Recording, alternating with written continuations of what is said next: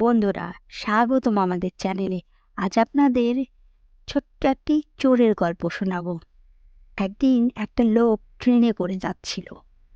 তার কাছে একটি দামি হীরের থলে ছিল।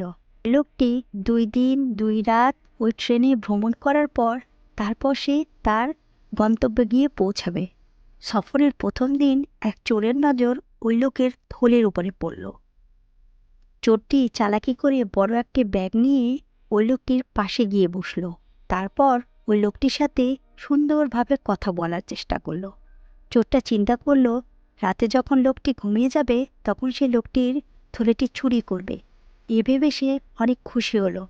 যখন সন্ধ্যা 8টা বেজে গেল তখন চোরটি ঘুমিয়ে পড়ল, কারণ তাকে রাতে জাগতে হবে আর হীরের থলেটি চুরি করতে হবে।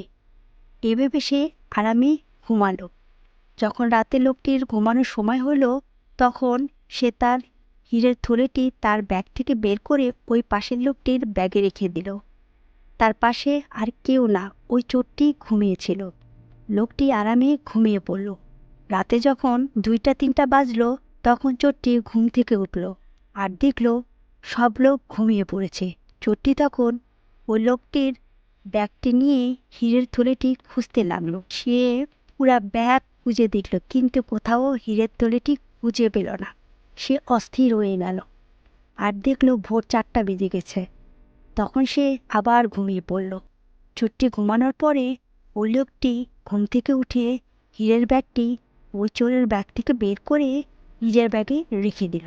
যখন সকাল হলো চোরটি ঘুম থেকে উঠে দেখল হীরের ব্যাগটি লোকটির কাছেই আছে।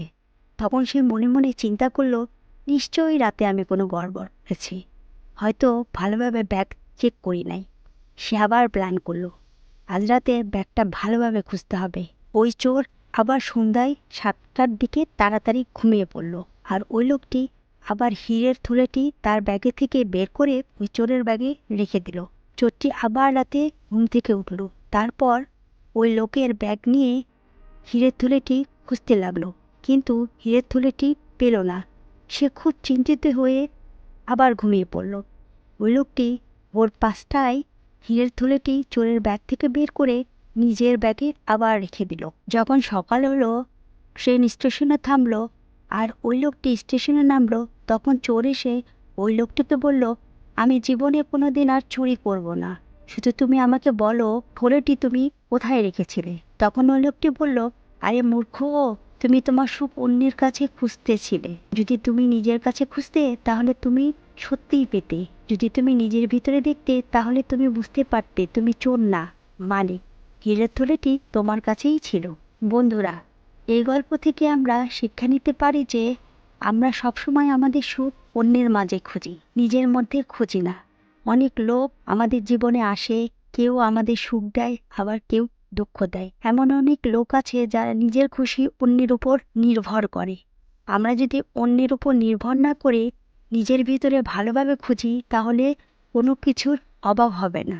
আপনি সব কিছু পেয়ে যাবেন, শুধু নিজের মধ্যে ভালোভাবে তা খুঁজে দেখতে হবে।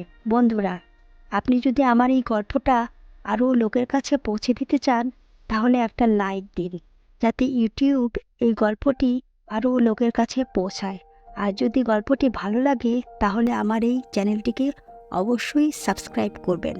আবারও নতুন কোনো গল্প নিয়ে হাজির হব। ধন্যবাদ সবাইকে।